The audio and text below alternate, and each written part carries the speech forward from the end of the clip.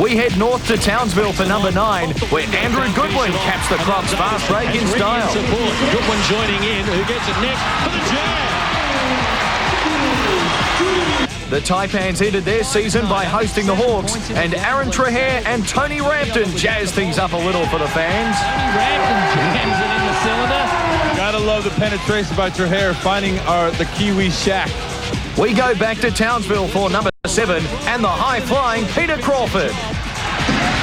Not only to prevent the 2, but feeds Crawford for the dunk. Second dunk of the match for Peter Crawford. He had 9 steals in a game earlier this season, Crawford. At number 6, Brisbane's David Cooper auditions for the circus with this trick shot against Melbourne.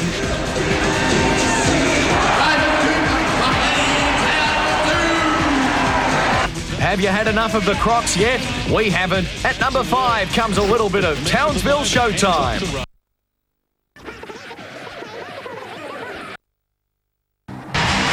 To Melbourne for number 4, and D-Mac sets up Jason Smith for the alley-oop slam.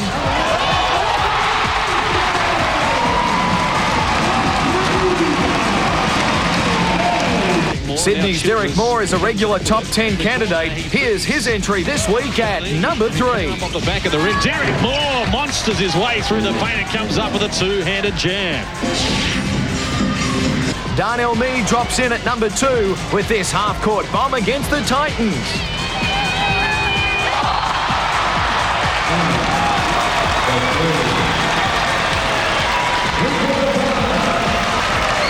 But the Titans got their own back, getting not only the win, but the week's number 1 play, as Chris Anstey delivers with authority.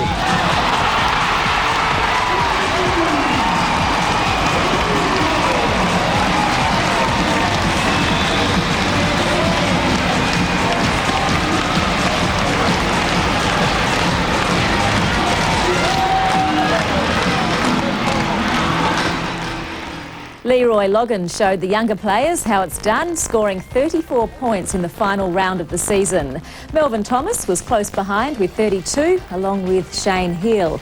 Robert Rose was again inspirational for the Crocodiles, taking out the Player of the Week award for the 2nd week in a row. He did it with another triple-double, the 11th of his career. Hello and welcome to Sunday Basketball. I'm Angela Pipos. With me in the studio to dissect the finals, 2 eminent men in the world of basketball, our regular guru, Andrew Johnston, and a man who needs no introduction, Lindsay Gaze. Good morning to both of you. Eminent men. Do you feel worthy of that title? Take that. I like the guru tag too. I've gone all the way this time. Firstly, AJ, it's been a fantastic start to the playoffs. There is one certainty only, and that is the Titans will get through to the semis if they win or lose tomorrow night. Fantastic, isn't it? All 3 games going the distance. Starts out tonight. Obviously, Townsville and Sydney get into it at the Swamp. That should be quite a night up there. And Adelaide, Victoria, Monday night. Then, of course, Tuesday out in the West, the Wildcats and the Wollongong Hawks. Should be a terrific couple of days of basketball. And, Lindsay, it must be strange for you not to be taking part at this time of the season. Have you seen most of the games? Yes, I've watched television with interest, and as usual, it's always very difficult to predict the final outcome. What I said before the series starts, I think that this is so evenly balanced that in case they had the chance to do it again, you'd probably get a different result. And I think that's the way it's shaping up. So after this start of the playoffs, are we any closer to figuring out who's going to be there next week? Simple answer is no. As you say, all we know are the Titans are going through. Now, whether they go through as the number 1 seed or the number 4 seed is the only issue. And I'm saying the Victoria Titans would like to finish business against the 36ers tomorrow night and hold that home court, because it will be crucial down the last couple of series, obviously. But what about injuries? I mean, Jason Smith is obviously the big injury news, but the Wildcats also have a couple of injury clouds. The timing of those injuries is crucial. Yeah, it does hurt this time of year, and the Titans, we saw Jason Smith go down there in Adelaide on Thursday night. Now, that's their biggest scorer this year, highest scoring player, and also their best perimeter defensive player. Just interested to find your views on that one, Lindsay. 48 hours, is that enough time?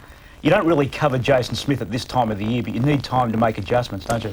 Well, I think that that's been the worry for the Titans as soon as they knew that Jason Smith was gone for the rest of the series. And there are tough decisions to be made there, because he's not automatically replaceable by anyone else off the bench. his experience, his athleticism, his ability to make the big three at the finish of a play are all factors that you just don't replace. It's a matter of what the next combination is, and not only the combination of how they might start to get off a good foundation for a game, but the rotation of players.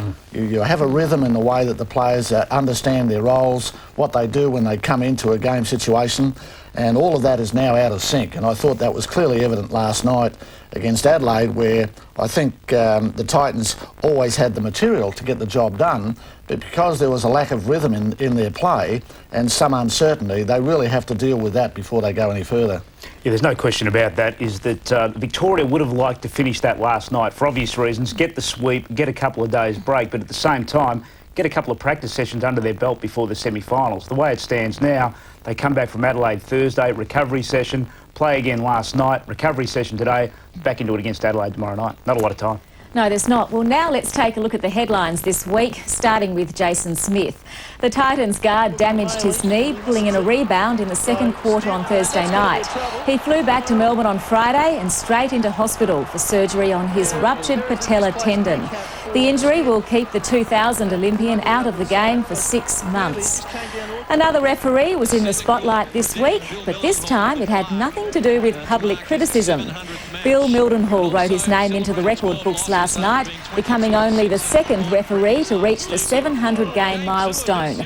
Eddie Crouch was, of course, the other one.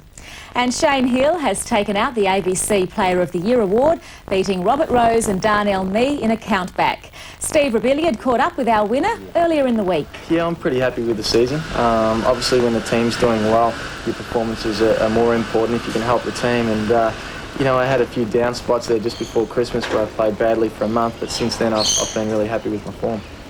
How much is the coach and the other players being responsible for you allowing you to play at this level?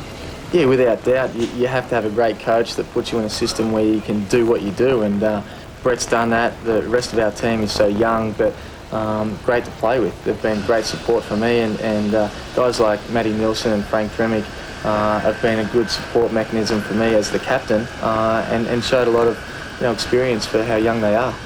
And I suppose the club has needed to be a bit flexible for you to get your ankle to the end of the season.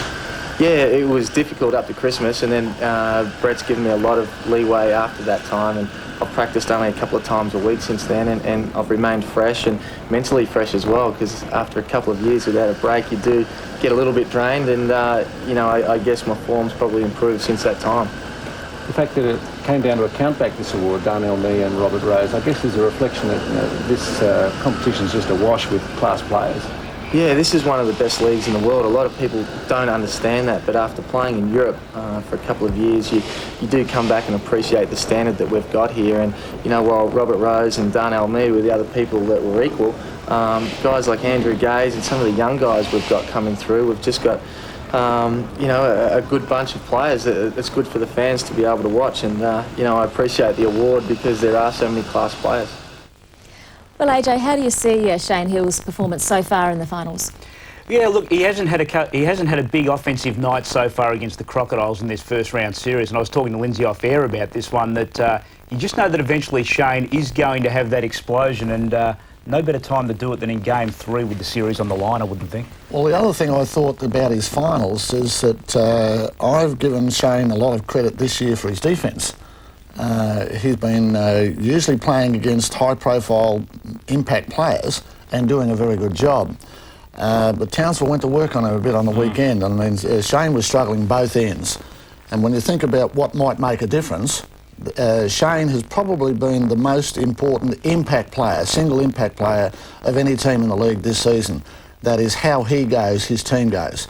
Other players, say a D-Mac or Robert Rose, may well not have a great game and the team can still do well.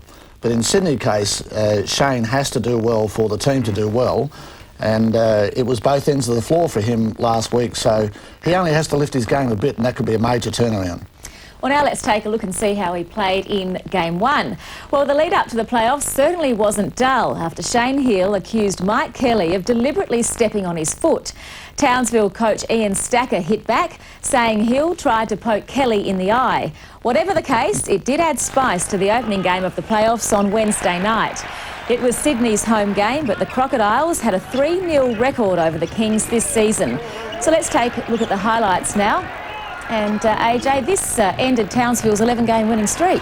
Yeah, it did, and it was a good time for Sydney to get that done. They're returning to the playoffs after 5 seasons away, and also looking to go to the semi-finals for the first time since 1992. So it's been a long run, and they all got involved. The big guys, particularly Ben Melmoth, was very, very good. 26 points in that game and very efficient. And the Kings were able to put up a score of 127, which is going to win you a lot of playoff games. So a great start and a great opening for the Sydney Kings, and a very raucous building to celebrate their return to the playoffs. Well, Brett Brown said that the big guys came with the mentality to dominate. Lindsay, they certainly did, didn't they? Yes, I think that's been their strength. Whilst we talk about Shane, and he's the player that makes things happen for the other players on the team, I think that they've probably got the most powerful front line in the league, and with some depth as well. So they're 4 players that they rotate around there. It's very, very hard to contain all of them. Sometimes 1 or 2 might be down, but they're a powerful force, and while Shane can cause other teams to adjust their defence, it opens up for the big guys in the front line. And it's one of the reasons why they've had such a good season, and why they still can have a good season, but it's a life or death now, and I think that augurs well for a terrific game. AJ, we spoke last week about Randolph Childress perhaps being the wild card for the Kings in the playoff series. How did you see his game? Had 16 in that one and did exactly what he had to do. Hit the open shot when it was available and knocked that one down. As we've just talked about, their big men were on song. So Melmoth, Matthew Nielsen, Derek Moore between them, 61 points. But Childress has shown over the last couple of weeks that he can really hit that perimeter shot and open it up for the big fellas inside.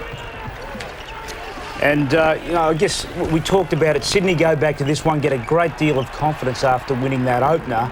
What goes through Townsville's mind after one like this, Lindsay, given they were on that 11-game tear and would have felt pretty good about going in against the Kings? Well, I don't think they'd have worried too much about it, because I think that they have tremendous faith in their own home court advantage. Mm-hmm. And, I mean, there's good reasons for that as well. It's a zoo up there in Townsville. When you're on the road and you're visiting there, I mean, it really is abnormal when you consider the rest of the league. And when you know all of those fans are just screaming for the home team, it can be a bit discerning for the visiting team. So I think that they wouldn't have lost too much faith in the loss at Sydney, and that was shown again at home that they did a good job on. And so I think they'll be coming into the deciding match fairly confident, but I would urge caution for Townsville. Well, in the space of 5 days, Sydney turned a 31-point deficit into an unexpected 18-point win, 127 to 109.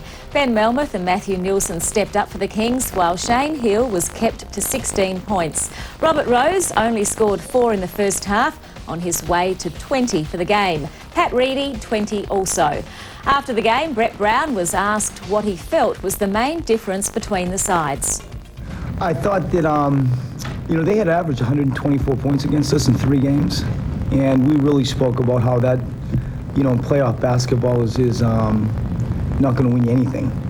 And I thought that our defense and the grunt to the defense was pretty good. I thought out of the 124 points that we they scored on us in previous games, there's a physical side of it we lost also. And those things coupled with, we really try to make an effort on making hits and defensive rebounding. I thought those were the major, few points that let us get this win. It had to come to an end sooner or later. I'm not too disappointed that it's come to an end now. I think that we've got to, maybe it's woken us up a little bit or something. We had been playing good basketball, and I thought tonight, apart from the first quarter, we didn't do too badly either. If you're going to lose, game 1 isn't such a bad one to lose. Ian Stacker quite upbeat there. I guess he's right. I mean, it's one that they could afford to lose, and perhaps it was a wake-up call. Think about it. This is about a best-of-3 series. It doesn't. The first one matters, of course. You can get that first one up, and Sydney, for example, goes on the road knowing they have got one slip-up available. But I think Lindsay mentioned it before during the highlights that Townsville knows what it takes in playoff basketball. They've been this far last year, obviously, to the semi-finals. They go back to the Swamp now, and we know what sort of an intimidating venue that one can be. Lindsay, is it an issue that I think Shane Hill was the only Sydney Kings player who has felt this playoff basketball before? Is that something that perhaps would be impacting on the side? Well, I think it's one of those things the players will talk about retrospectively. When they win, they say, "Oh, we were prepared, and it was our organisation and our skills and that sort of thing." If you lose, they say, "Well, we're a little bit nervous, we got distracted," and so on. So I don't think it's an attitude that you can predict.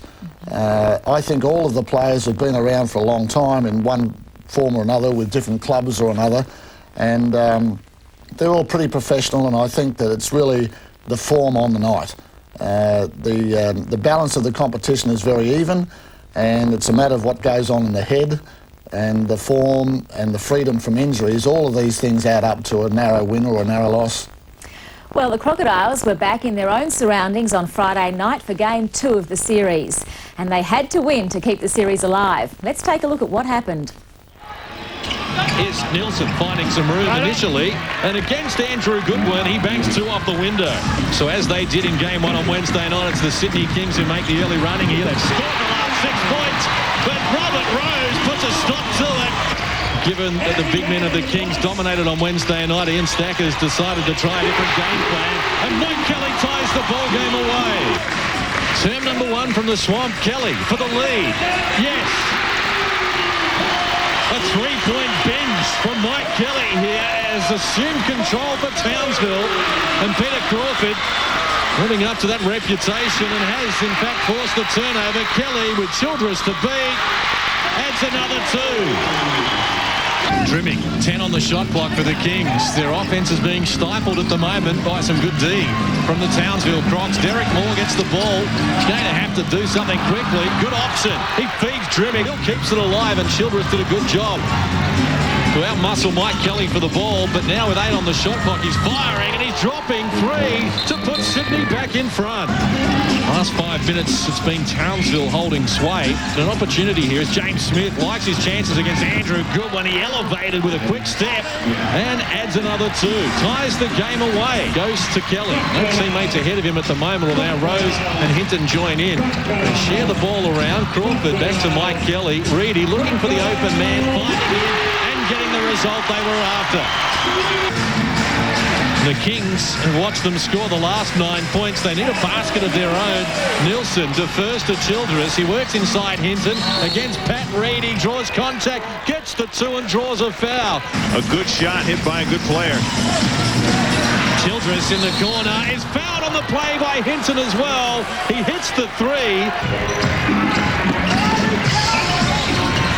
Kelly's come up with the ball. Childress will try and get back to defend him. Kelly, though, makes it look easy.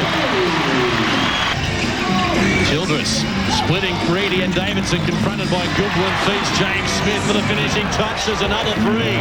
Reedy, why not? The first to Mike Kelly, and he's rained another 3 in. 5 threes in the game for Mike Kelly. Kings have scored the last 5 points. Here's Melmoth posting up David Hinton.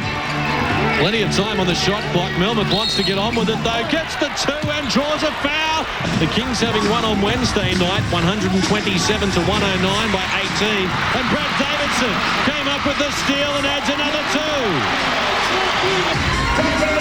As Rose gets it now.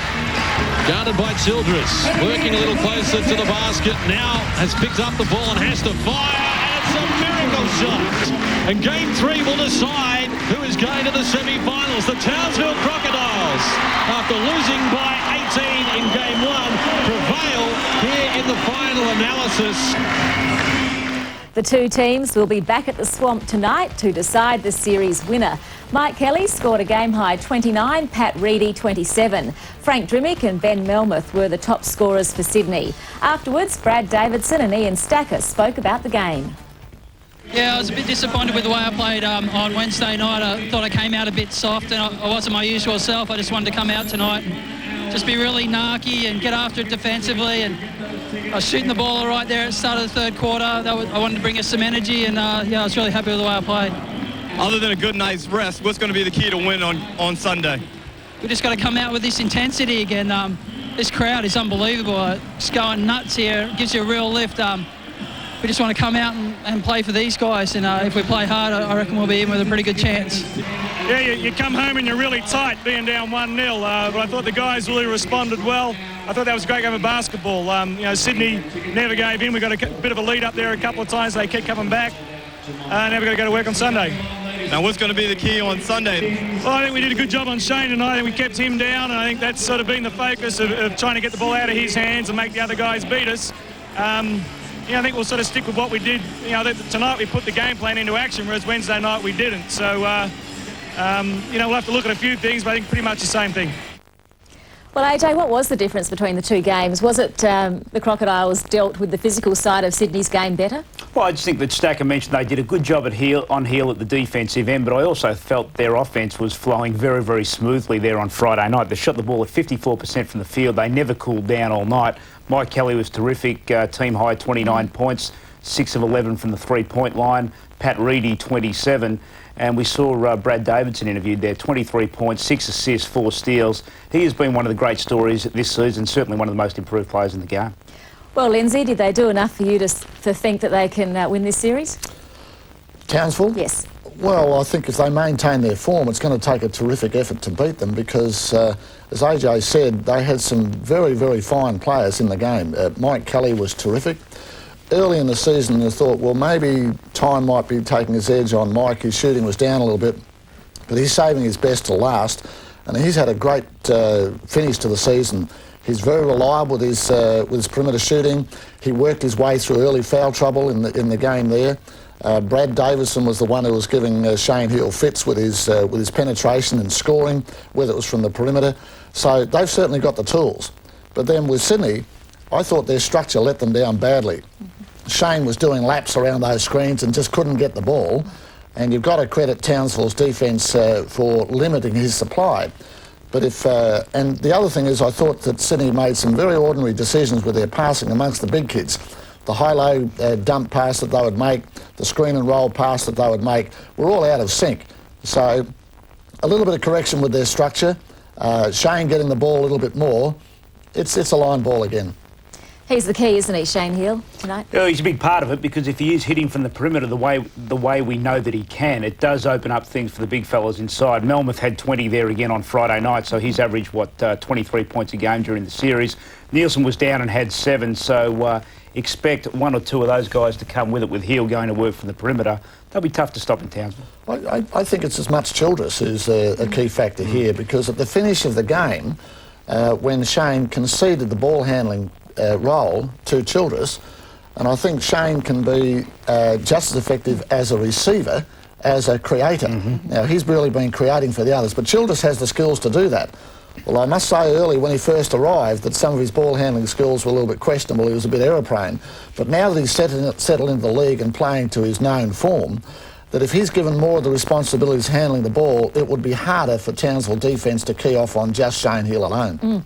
We'll know by this time tomorrow whether that's all worked for them. Well, this is Scott Fisher's testimonial year. He started with the North Melbourne Giants back in 1987 and won the league's Most Valuable Player Award in 1989 and 1992. He was also a member of the All-Star 5 on 4 occasions. Glenn Mitchell caught up with him recently to find out how he ended up in Perth. Tried out for a Japanese team, had 48 hours to make a decision. It looked like I was going to Japan, and with maybe 6 hours to go before my deadline, Perth offered me a tryout. And I figured a tryout's good enough. Was it the best move of your career, do you think? No question about it.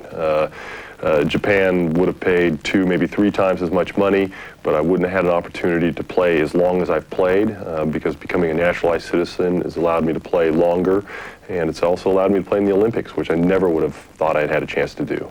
How big a buzz was that going to the Olympic Games in 1996, and given the fact that for you it was a return to your homeland, playing in the United States in Atlanta? That was absolutely perfect. I mean, I would have played the Olympics on the moon, but going back to Atlanta allowed my parents and my brother and many of my friends that I grew up with to go and see and be a part of my Olympic experience, and it couldn't have been more special. How special was it, though, given the fact you're playing for an adopted country, not the country of birth? No, I didn't even care. I mean, I felt Australian, and when I saw Australians doing well at the Olympics back then in '96 and just recently in 2000, I feel myself barracking for the Aussies. And you know, if an Aussie can't win, I want the Americans to win. But I feel like an Aussie. I know I don't sound like one, but I really do feel like one, and I felt like one there. Everybody embraced me as a teammate. And that's another reason why it was so special. One of the great constants about the Perth Wildcats in recent years has been so many senior players that have stayed with the club for so long. You're obviously one, Vlahov, Grace, two others. Has that been significant to the club and also to you, that sort of relationship with your teammates? Yeah, it's very important to our success, and we've been the most successful team throughout the 90s and now into the new millennium. And I think the fact that we've had such solid players playing together for so long has been an extremely important key, and especially in the big games. We know what we need to do. We've got a good rapport with the younger players. We have a good rapport with each other and with the coaching staff, and we know how to win. Well, this year, Scott, of course, is your testimonial year, your last in the NBL. It must have been a terrific tribute to you, the way you were honoured during the last regular season game the Wildcats played at the Entertainment Centre. Yeah, it was super, and it felt like a bit of overkill. I've never heard my name mentioned so much in any 2-hour period, and I thought, God, just don't say it again, and let's just go home. But the game ended, and I would expect people to go home, and nobody left, and that was probably the most touching thing. And it was great to have my friends from America and some others from Melbourne to come over and to experience it as well. And it was really a special night. Let's go back to Wednesday night again, this time to Wollongong. The Hawks have the best on-the-road record this season, so they booked into a hotel to get that away-from-home feeling. But the Wildcats have taken part in more playoff games than any other team, so they knew what they were in for. Your commentators are Steve Rebillard and Gordy McLeod. You've got to go to the offensive boards. Oh, Melvin Thomas, thank you. Out of necessity, probably as much as anything. Vlahov, Timmins. Great pass there.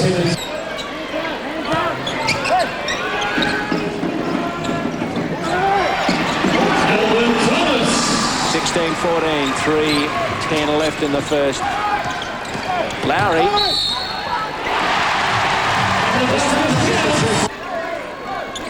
Lowry.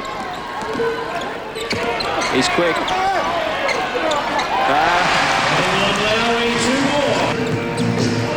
Rogers and Vlahov have 5 apiece for Perth. Ricky tried to go straight back at him there, but come up short. Oh, great pass.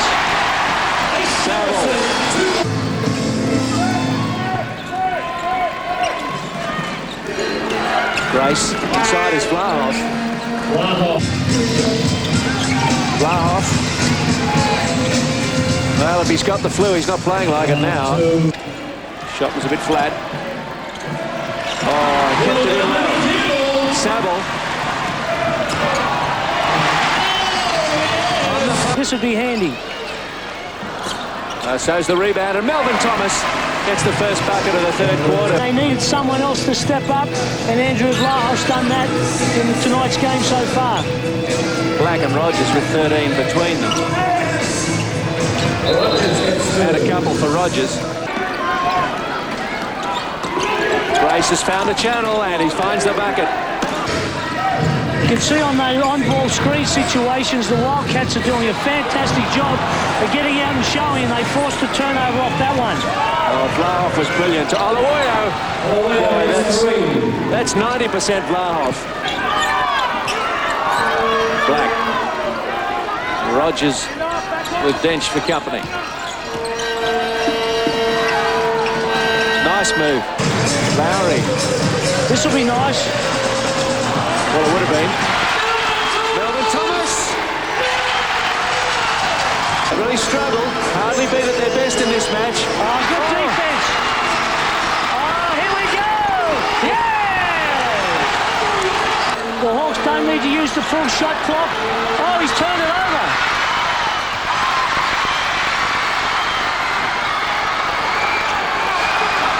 Fisher gets tied. Heading for overtime. We got overtime. 1 second. Oh! Lowry, this will be big.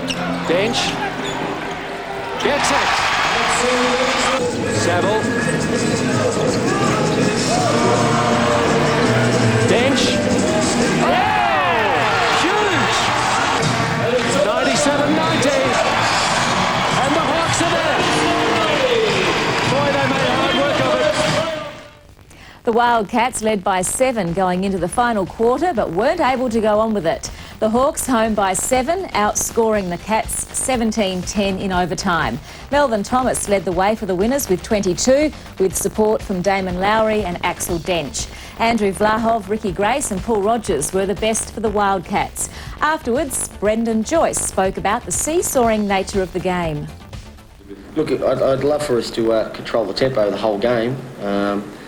It's difficult to do in the normal part of the season. It's even tougher to do in the playoffs because you're playing good teams. So they have a certain style of game, we have a certain style of game.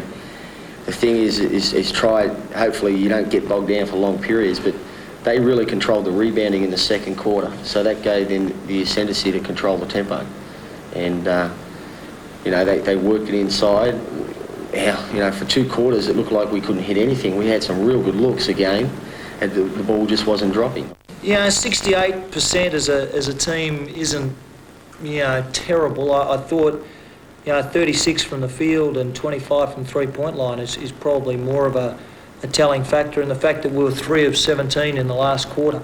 You know, and this is a team that's, I think, we're second in the league in shooting. So I thought that was a very big part of it when you get into an overtime game.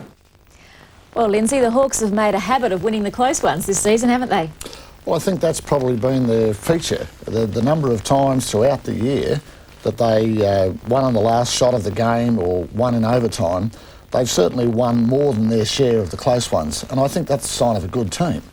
And contrast with the Tigers, who just lost every one of those close games, I mean, with the exception of one, you see. So they've learned how to win the close ones. The most important thing for them, I think, is to keep it close. And, you know, I think that they did well to recover from a deficit at three-quarter time, got a couple of breaks, and then in the finish they did what they did best in isolating their key players and scoring from them. Yeah, they've really hung tough in that one, given that across the second and third period, which Brendan alluded to in that post-game interview, they scored a total of 30 points, shot the ball at 36% from the field. Doesn't often win you too many playoff games, but as Lindsay says, they have made a habit of coming up big in the clutch and getting those big games on the buzzer, taking into overtime. And don't you love the little rivalry we've got going with the Hawks and the Wildcats now? This has been going for a good couple of months. That's the second time they've gone to overtime. Yes, well, I think that Ricky Grace and Lowry seem to have a tete-a-tete going on a fairly regular basis. Andrew Vlahov knows how to pick his targets as well. And I think that'll add to the spice of the deciding game also. Well, the home court advantage went to Perth in Game 2, but as we know, the Hawks like to travel. The Wildcats had to win to keep their playoff chances alive and not rely on the lucky loser situation. Here are the highlights. James Harvey, that'll make his hand feel a whole lot better, Derek Rucker. Grace to Vlahov, good feed into Marcus, to Rogers, yes. Damon Lowry cheering his teammates on and maybe suggesting that he'd like to get in a little earlier. Ricky to a wide open Andrew Vlahov. He cans the three. Charles Thomas, he'll think about the pull-up. And he does, yes. Garrison gives it to Thomas. Tough shot. Great shot. Matt Garrison into Saville. Good feed.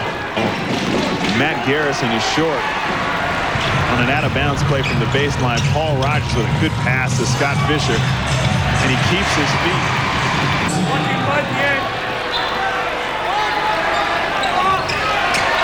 James Harvey jumps over the top of Matt Campbell. Wildcats have scored the last 6. Good pass by Damon Lowry. There they go. See if they can get something down low. Melvin Thomas has Andrew Vlahov on him. Good spin move. Great finish from Melvin Thomas. And perfect from the line. Ricky Grace with the long baseball pass that goes to Vlah. He's got time. Fall away jump shot. It's good. Campbell does a good job of fighting through that screen. Vlah kicks it. A bad pass to James Harvey. Rogers pulls down the rebound. He finishes. Get a 3-point play. Grace beats Lowry to the cup, going right. Marcus Timmons is the rebound. Good pass. No-look pass from Marcus Timmons. And that's what Marcus Timmons is so good at. He can lead the break a la Scottie Pippen, pull up, go to the lane, dunk, or, as he did in that case, find an open man for an assist. Garrison, good move to the baseline. Nice shot. Gets it in. Matty Shanahan finally has one rim out. Good pass. Can Harvey finish it? No, he can't. Oh, Rogers did, though. That was a very nice pass from Ricky Grace. Ricky turning the corner. Finds Stephen Black. Extra pass. Goes to Scott Fisher. Charles Thomas comes down with it. Matt Campbell throws it upstairs. A sample and a finish. And Ricky Grace will just hang on to the basketball. Gets it to Scott Fisher. He'll go the baseline. That's all she wrote. The Perth Wildcats just too strong. The Wildcats by 11, sending the series into a decider. Andrew Vlahov led the way with 25, James Harvey 24 and Ricky Grace 22. Charles Thomas shared the scoring honours with Vlahov. Glenn Saville 23 points. Afterwards, Alan Black spoke about the win. We wanted to push the ball more than we did game one at home with James playing. I think we had more of a chance of transition. But, they talked it up. They've had the brooms out in Wollongong. They're going to sweep us. And, that's how we respond. We copped a fair beating in Wollongong, and I think, this game was always going to be physical. They are a physical team, but we're not afraid of that. In fact, I think we're more physical. We're ready. Game 3, how are you going to get it done in Game 3 to advance to the semifinals? Well, we'll go back, check out the tape. I think there's definitely some improvements we can do. Defensively, we're okay tonight. Better get 95, but I think at the end of the day, we got the job done. Lindsay, James Harvey back in Perth's lineup. How important is he to their side? I think he clearly made the difference in the two games where Perth had their structure working very effectively, and he is a great receiver. He props in the corner there, or in a transition game he leaves early and gets that early break, and his athleticism and his skill makes a huge difference to Perth. So when Ricky Grace penetrates and they draw the help, give it to Vlahov, Vlahov scores or kicks it to Harvey, is a standard play, and they were very effective. They ran it clinically in the game last night, and I think it's going to be a major task now for Wollongong to find a way of solving that. Was there any evidence of Harvey's injury? Was he favouring another hand or anything? No, not that I noticed, and I think it's a tribute to his determination and courage to be able to come out. I mean, it's not much fun having a pin in your wrist, and especially a shooting hand. So whether he's got a bit of help with the painkillers or whatever, I don't know. But it certainly hasn't affected his touch or his athleticism. So he's been a great player for them this year. And if he can keep it going, I thought also that Marcus Timmons was an outstanding player for Perth as well. He does so many of the little things that weren't so unnoticeable as they usually are with him. Rebounding, getting the second shot, finding the open man, playing some tough defence. And so Perth had all of their players on song, and the challenge is now thrown down to Wollongong to find a solution. Match up in the middle I was looking forward to. Axel Dench, Paul Rogers. How'd that one go last night? I thought there was pretty much an even balance there. I think Detch had the better of the first game, and Rogers might have come out of it slightly on top, although they weren't the key factors in the game. But I think it's very interesting, two players that may still be destined for the NBA. Yeah. Rogers had a bit of a look, but not much, and Dench will be going there this year to see if he can get a job. And I think both of them are very well capable of doing that. So when they go at each other, I think there's a little bit of bragging rights there to be asserted there as well, and saying, if the NBA calls and said, who are the best big men in the league, well, you've got them going out there. So they have a nice, interesting battle going on within another battle. So what can Wollongong do now to win Game 3? Well, I think they have to up their scoring. I think that they'll do better in an up-tempo game as well, so that might make it a little bit more exciting. I think Melvin Thomas has a little bit more to offer in the deciding game.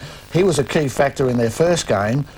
He was lost in action the second game, and you could see the frustration emerging from his play the longer it went.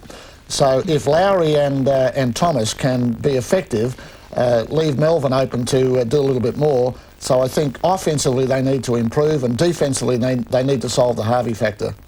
Well, Lindsay, your side, the Melbourne Tigers, have had some spare time on their hands after missing the playoffs for the first time in 12 years. So what have they been up to? Let's take a look.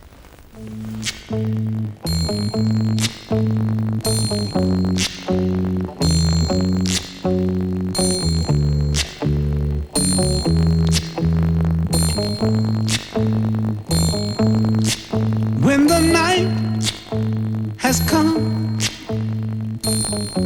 and the land is dark and the moon is the only light we'll see. No, I won't be afraid.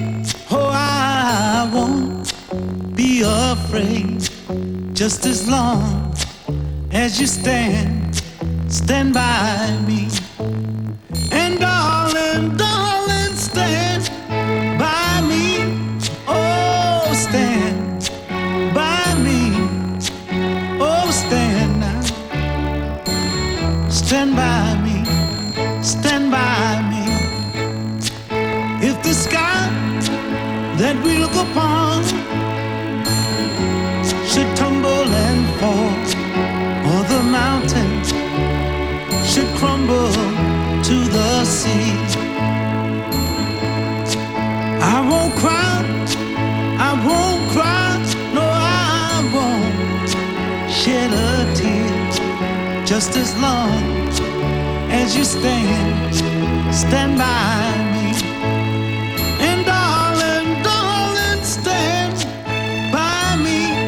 Oh, stand by me. Oh, stand now. Stand by me.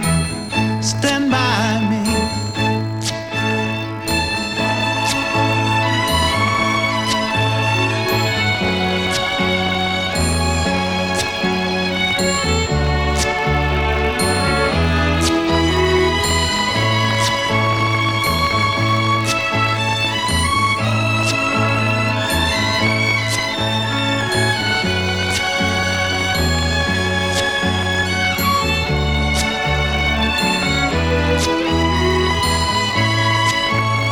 So darling, darling, stand by me. Oh, stand by me. Oh, stand now. Stand by me. Stand by me. Whenever you're in trouble, won't you stand by me? Oh, stand by me. Oh, won't you stand now? Stand by me. Stand by me. When all of your friends I'm a bit hot after that. Well, Lindsay, I didn't see you in there. No, I wasn't invited to that exercise. That's beyond me. They'd probably throw me in the drink with the rat as well. But I'm not too sure if there was any insurance on Wayne's mobile phone that he lost in that exercise, because that wasn't a scripted part, I'm told. I thought Leonard Copeland was very convincing. Don't know about the rest of them, though. I thought Leonard and Phil Handy both had it down pat, but I was also looking for El Gaze and Westover in that little crew. No. That's, they knew well enough not to ask. Well, back to the real sport. At the start of the season, the Victoria Titans said their goal was to win the title. Anything less would be failure. Their campaign started on Thursday night against Adelaide at the Powerhouse. As we know, the two sides have an intense rivalry and have a habit of meeting in the playoffs. In 1999, Adelaide won the title, beating Victoria in the Championship Series. Last year, the Titans eliminated the 36ers in the semi-finals. Your commentators are Neil Cross and Daryl Pearce. Oh, yeah. Through the keyway, slicing through was David Stiff. No luck there. Satwell, well, he turned it over in the end, just trying to keep the ball in play. Darren Smith dunks it. Given that much room with an open look, Brett Maher's not going to miss many of those. Anstey looks to back in on Reese. Well, you just can't stop it. And Pepper puts on his move and rejected by Darnell Mee. And then Darnell Mill cleans up the scraps. Satwell down the court quickly. Good work by Adelaide. Nash. We've almost travelled half a quarter, half the final quarter, and Adelaide just adding 4 points. On the other hand, only 5 to the Titans, so it's been a dry zone. And Wheeler made sure it's not completely dried up for the Titans. And Adelaide has 6 on the shot clock as in comes Satwell, dishes to Brooks. Brooks shoots from off balance. Well, can't be many better shots than that. That's a tough one. Very lucky. Who said referees never change their mind? Back it comes. Big three, this one, level of scores. There it is, D-Mac steps up, low post to Anstey, and he gives out a big buffet at Reese. Now, Rollinson's free outside, knocks down a 3, and there was a few protests. Darnell Mee, Kevin Brooks for the game. Oh, and he misses. Reese with the rebound, throws it back up, and there is the final buzzer. We're going to overtime. Well, he wants a cheap foul because both teams in the bonus here. Any fouls at two-shot situation. And Mee up and 2. Tough, hit the rim hard. Anstey now. And Dickel has another go. That's like it. That is more like it. He's looking to penetrate all the way. Well, then he goes back to Ronaldson, knocks down the 3. Ronaldson's spot. 30 seconds left in overtime. Big bucket. McDonald nails it. Now Adelaide has some trouble. 6 points is the lead. Brent Maher down the court. Quick shot and nails it.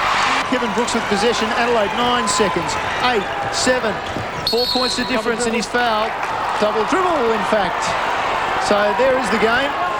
3, 2, and Brooks, a monster shot, and he misses it. And the final score in overtime. Victoria takes a 1-0 lead in the best of 3. The Titans by 5 in overtime. Chris Anstey was outstanding with 27 points and 16 rebounds. Brett Wheeler 18, Darryl McDonald and Mark Dickel 13 each. For Adelaide, Kevin Brooks had a 15-point second quarter on his way to 24. Brett Maher 19 and Darnell Mee 18. Afterwards, Brian Goorjian spoke about how he dealt with Jason Smith's early exit. Jason is the one that keeps the defense from double teaming our bigs. So I ended up playing 3 bigs. We struggled executing anything with that lineup, but I thought we showed tremendous character. It's a difference, I think, of, you know, we're 22-6, we're playoff hardened, and you know, we found a way to win. I think most people that saw the game were probably surprised we played as well as we did and got as close as we did. So, you know, we had a chance in overtime where we should have won it and didn't go on with it. So, you know, just mentioned to the fellas at the end of the game that, you know, we're down the best of 3 series and we've lost the first game. We've got to win the next one. AJ, how did you see the Titans' readjustment after the injury?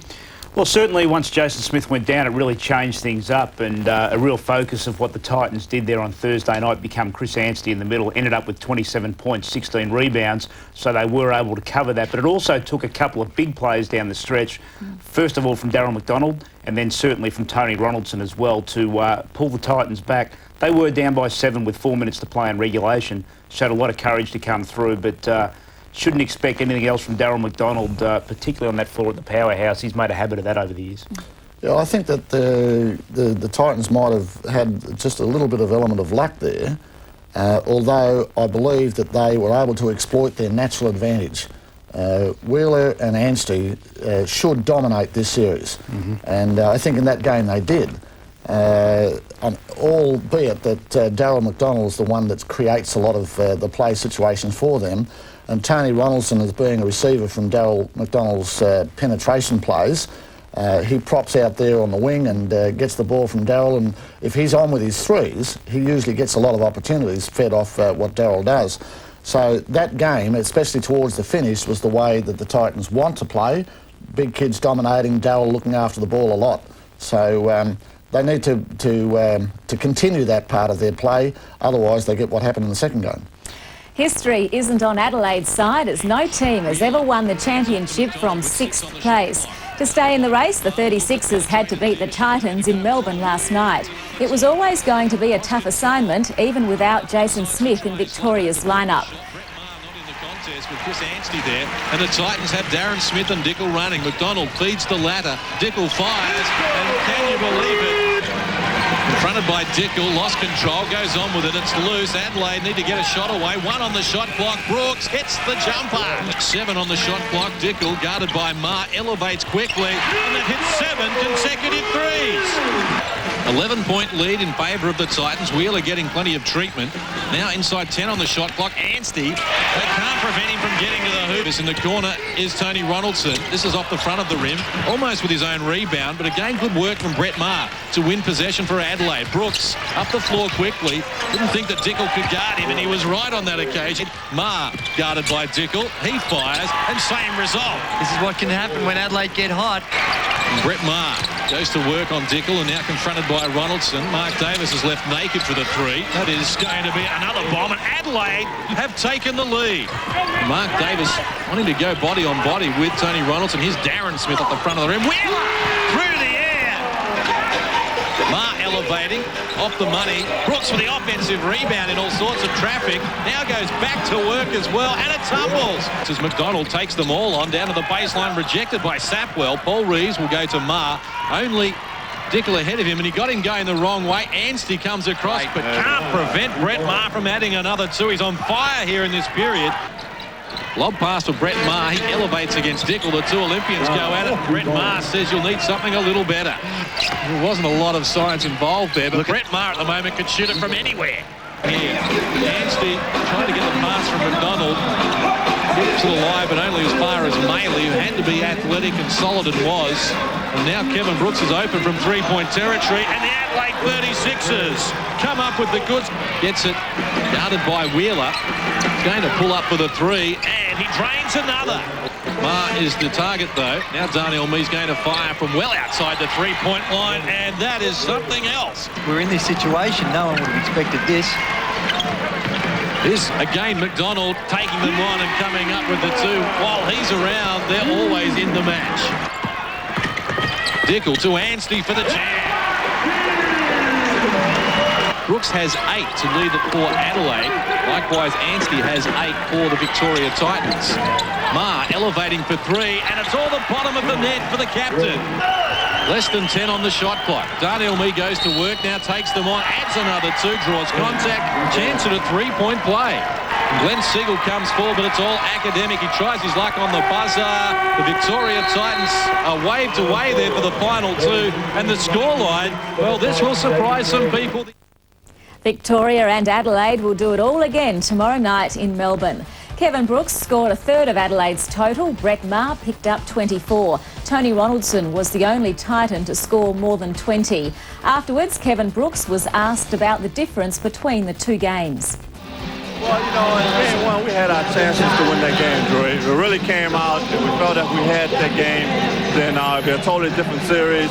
Unfortunately, down the stretch, I think we got a little tired. They had fresh guys, and they just ran over the top of us. Tonight, this is do or die. We either win or we go home, and we're not ready to go home yet. Yeah, well, they broke it open in the second quarter. We did well to get back into the game in that first half. And then we just played really well the third quarter and got into a good flow, got a good lead, and were able to hold it for a little while. AJ, we've heard a lot about the Titans' depth all season. It's really being tested now, isn't it? Hope the 36ers packed for 3 days because, look, they were good last night. They did exactly what they had to do. Always going to be questions about how the Titans would make those adjustments after Jason Smith went down in the opener. They started out well, 32 points in the first quarter, ended up scoring 17 in each of the second, third and fourth. Not enough to beat Adelaide, particularly when Kevin Brooks is going to work the way he did last night. 34, it was vintage Brooks in finals basketball. He's done that over the years, and off the back of what he had in the first one, which was 24, so he's gone 29 points per game in the first 2. Real wild card again tomorrow night, I'd suggest. Well, certainly he seemed to be out there making a statement. I don't know what's going on behind the scenes. There was some alluding to the fact that there is a statement required from him. Well, he did that in no uncertain terms, and I thought that he clearly was the difference between Game 1 and Game 2. I'm surprised that Kevin didn't mention that himself. He's not shy in what he says about his play and things like that. So, but credit to him. I thought he did a terrific job, and the question will be, can he do it again? Obviously, the Titans are going to key off on that and say someone else will have to take up the slack in case they do that. And I think there's a bit more left in the tank there for Darnell Mee, that he's the sort of player that can do just as good if they do find a way of containing Brooks. So I think it's a fascinating game. There's all sorts of mind games going on, and I'm sure the Titans will be very, very pleased to know that they're on top, and one way or another they're going to go to the next round. But the mindset and the worry about Adelaide and the reputation between Adelaide and the Titans will be as much incentive for them as anything else. Well, let's recap the scores in the opening round of the playoffs so far. And in Game 1, the winners were Sydney, Wollongong and Victoria. Game 2, Townsville, Perth and Adelaide. And the deciders, well, the next game is tonight, Townsville against Sydney at 7:30.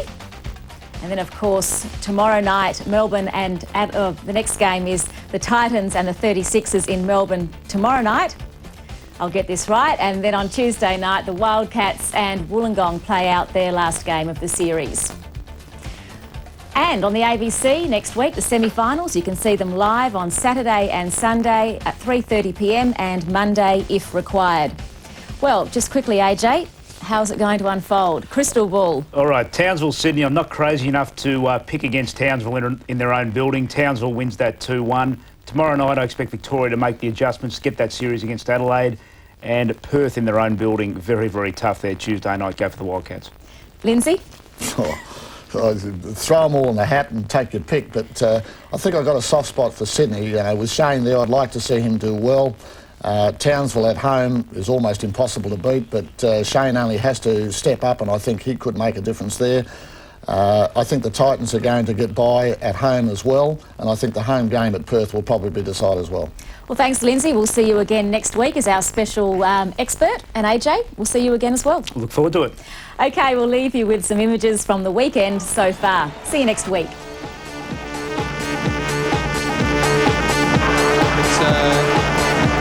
that is painful. It's not good, though.